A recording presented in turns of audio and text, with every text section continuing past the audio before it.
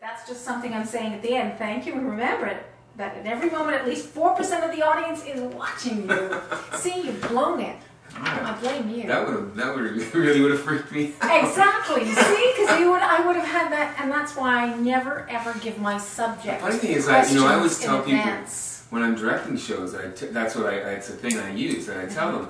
But the funny thing is that I actually first heard it. I don't know where it came from. It's from someplace, but it was Sweetie MacArthur, who works here all the time. Yeah, I know. That's who I first heard it from. And that's who you credited it with. Oh, do I? Oh, okay. There you go. And I thought, Sweeney, would that be our Sweeney? Yeah, that's our Sweeney. Yeah. So you're playing Zach in A Chorus Line. We all know about Zach, but tell me what you think about Zach. Well, Zach is kind of Michael Bennett personified, who directed and created this, or was one of the creators of the show. He's a very strong, forceful character who, particularly when it comes to the theater and show business, which really encompasses his entire world, and his on stage and off stage, that's his entire existence in a sense. He really knows exactly what he wants, and I think he's a very in control person, which is why the director choreographer role fits him so well, and why he doesn't have much of a personal life outside of that existence, because then he's able to put everybody where he wants them to be.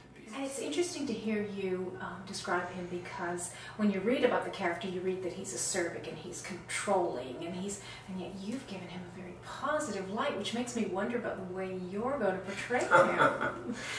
Well, it's interesting. Yeah, I think it would be probably easy to fall into the trap of playing him as this dark, mean, abusive character.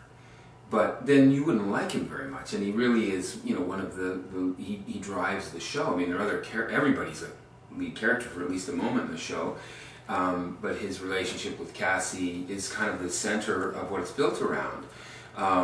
Yeah, to make him just the villain would be probably pretty two-dimensional. You've played this role before. Does that make it easier for you? Yeah, I think so, because I've played the role before.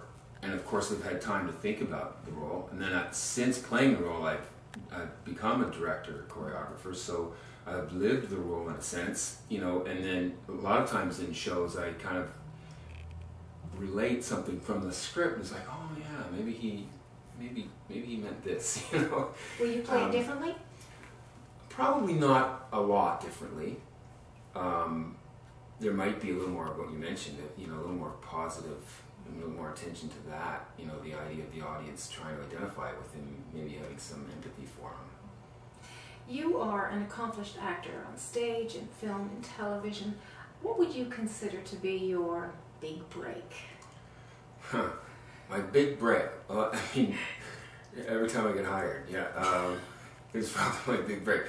But probably at the time that it happened, what I was most impressed by, thinking this is my big break, was probably when I worked at Canada's Wonderland, and I got selected with a couple other people to go to the States and audition for Star Search. Do you remember that show? Yes, of course. Which is kind of what American Idol is now. It was the precursor to that. At the time, that was the thing, And I went, so we went to the States and auditioned, and I got called back. I went to New York, and wow, to audition at this big studio where the Rolling Stones recorded and stuff. So it was, a huge deal. And then, and then got selected. So we went down to Hollywood and shot a couple of episodes of Star Search with Ed McMahon, and that was it. I was convinced this is it. From this point on, I am a star.